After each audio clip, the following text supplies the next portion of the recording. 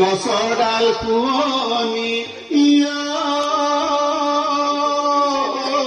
কৰি ঐ দুডাল মান চুৰিকে বান্ধ তুলি তুলি ডেকাই মনে খাকে বুলিয়া